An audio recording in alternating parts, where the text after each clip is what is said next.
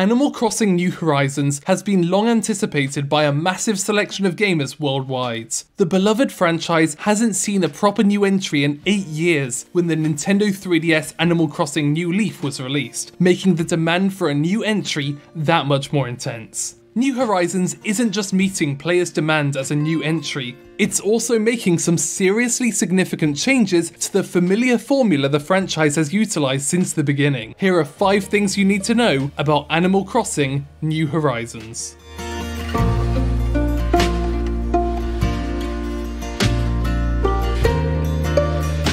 Animal Crossing has followed a very standard formula ever since the original title released on the Nintendo 64 in Japan. While the saying often goes, if it ain't broke, don't fix it, the team behind New Horizons had a strong desire to do things differently as a means of breathing new life into the series. The island setting in particular was selected as a means of shaking things up for the franchise. The game's director, Aya Kyogoku, has stated that she specifically wanted to change the way that players interacted with the world in the game. Their goal was to remove players from the village setting and have them settle on a desert island as a solution for changing not only the world of the game, but the players' relations with the animals as well.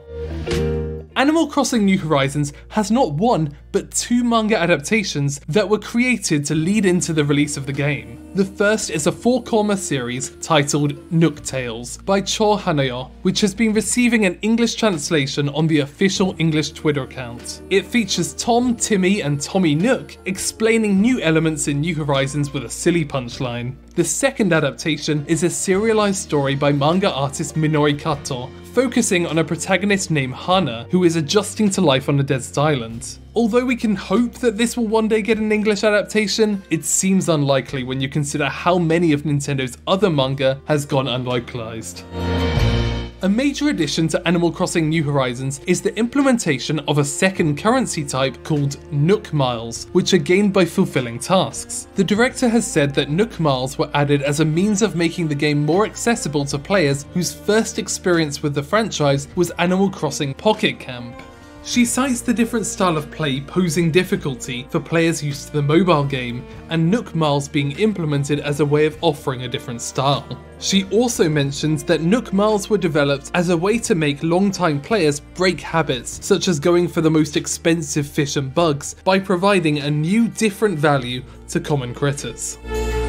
When it was first announced that Animal Crossing and Doom Eternal would be sharing the release date of March 20, the unlikely combo spawned a huge amount of fan art, usually showing Isabelle ripping and tearing through demons, while Doom Guy enjoys a peaceful island life. Hugo Martin, director of Doom Eternal, was happy to see this, stating that it was a great way of appreciating the diversity of games and that he was excited to play Animal Crossing. And recently, the director of New Horizons chimed in by saying that they were in awe of the creativity of the fans. Animal Crossing's producer continued by saying that despite them being very different games, Doom and Animal Crossing are both serving the same subculture of gaming, and this was a fun way of bringing those fandoms together.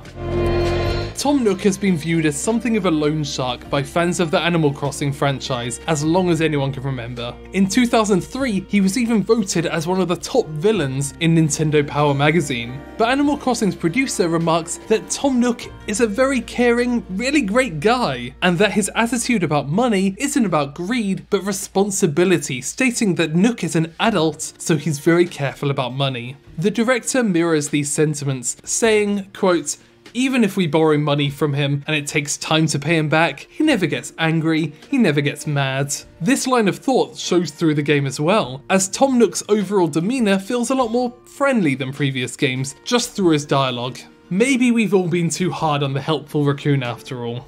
Thanks for watching OTAQUEST in Japan, and feel free to subscribe to find out more about Japanese anime, games, fashion, music, and more.